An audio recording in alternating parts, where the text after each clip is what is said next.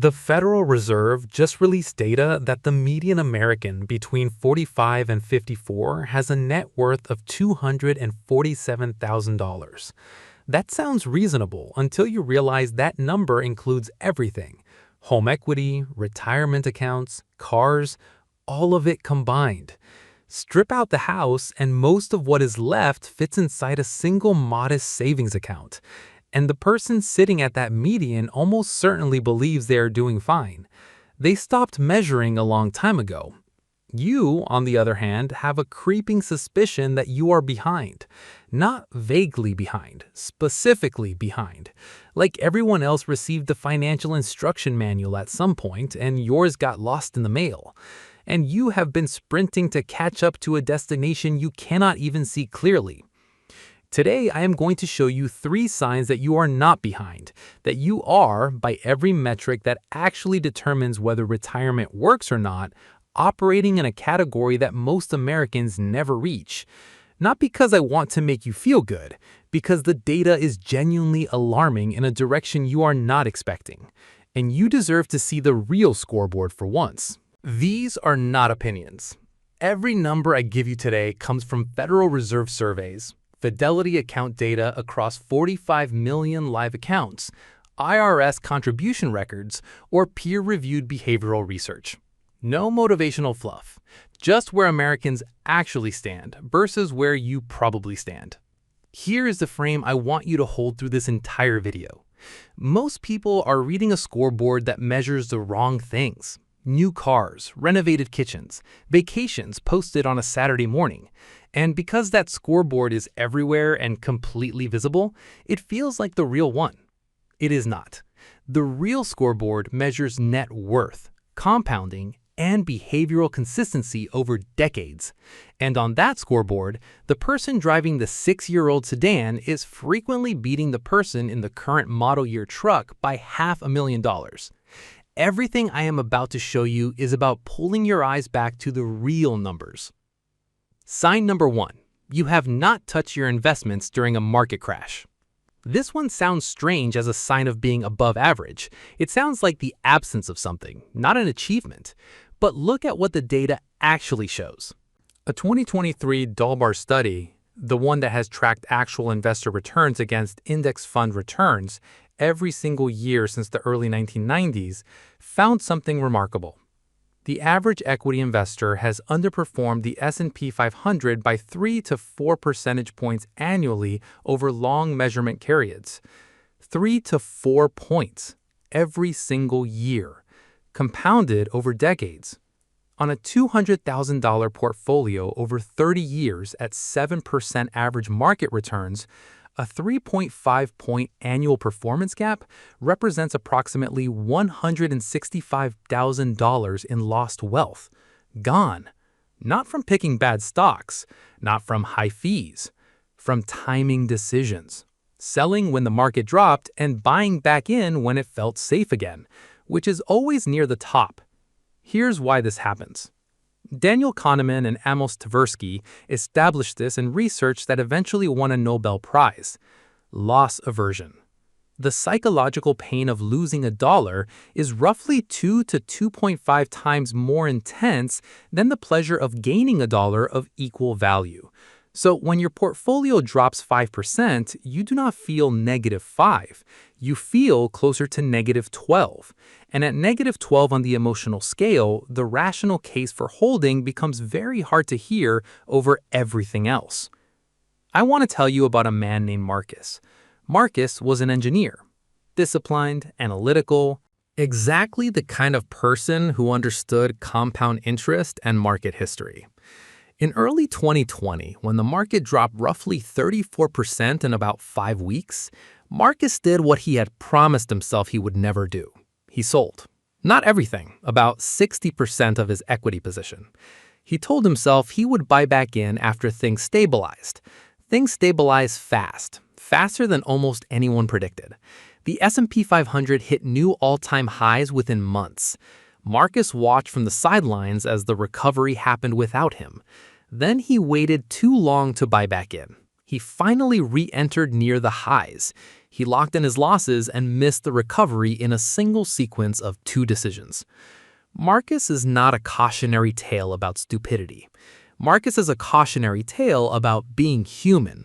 And the fact that you did not do what Marcus did, that you stayed in, that you kept the automatic contributions running, that you did not open the brokerage app and make a permanent decision in response to a temporary situation, that puts you in a behavioral category that the majority of investors never sustain through a single series correction.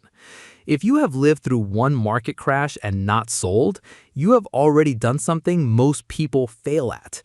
That is not a small thing. That is the entire game. Scary sign number 2. You have an emergency fund. I know exactly how flat that lands. Stay with me. A 2024 Bankrate survey found that 56% of Americans could not cover a $1,000 emergency from savings. More than half the country. Not a layoff, not a medical crisis. One ordinary, completely predictable category of problem. And this number has barely moved in a decade, through bull markets, through record corporate profits, through the longest economic expansion in modern history.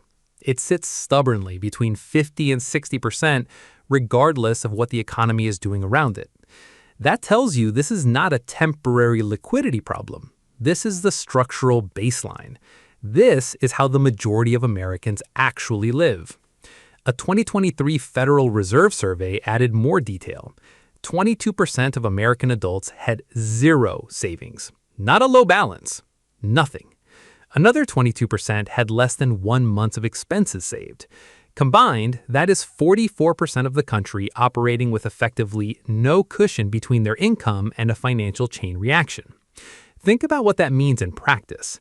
A $1,200 car repair for someone in that category does not cost $1,200. It goes on a credit card at 21% interest, which is where the national average sat in early 2025, according to Federal Reserve data. It takes months to pay down. The interest compounds. That $1,200 repair becomes $1,600 or $1,700 by the time it is cleared. And every month that balance sits there, it absorbs money that could have gone into investments. The compounding runs in the wrong direction, silently, requiring no action, triggering no alarm. Here's the framework that actually matters. Think of it in 3 levels. Level 1 is survival. Less than 1 month of liquid expenses, which is where 44% of the country lives. Level 2 is stability, 1 to 3 months in accessible savings, earning something.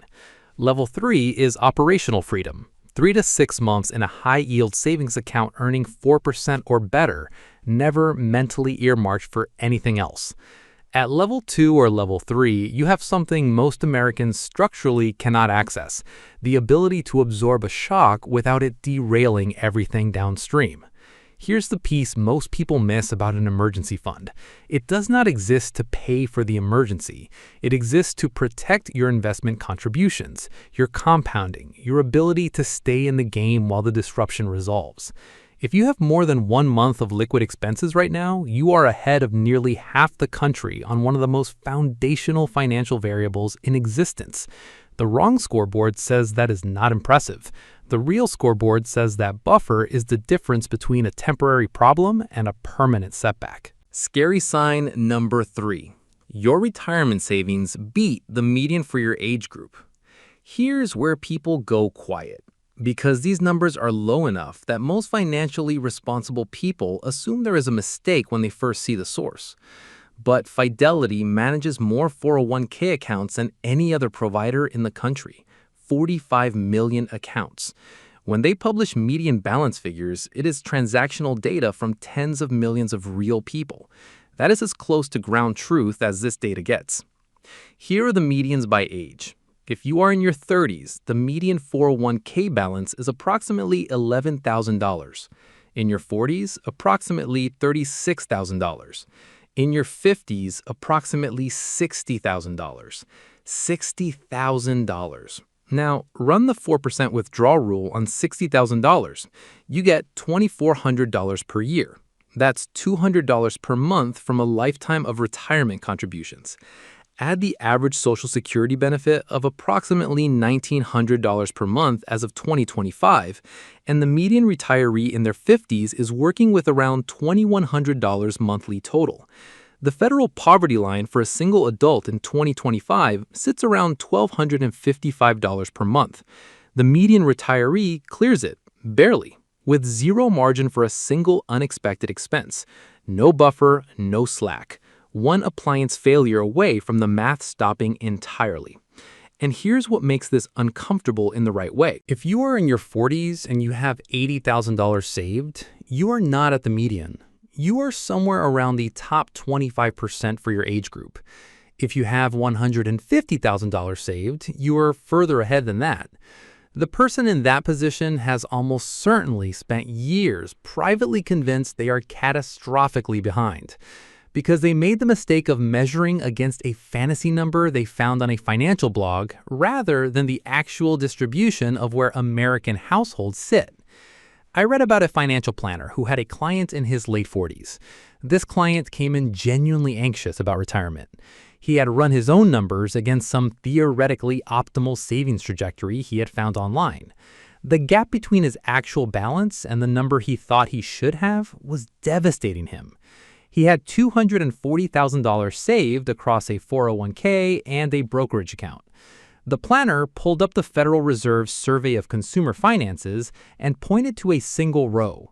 The median net worth for American households between 45 and 54 was approximately $247,000 as of 2022.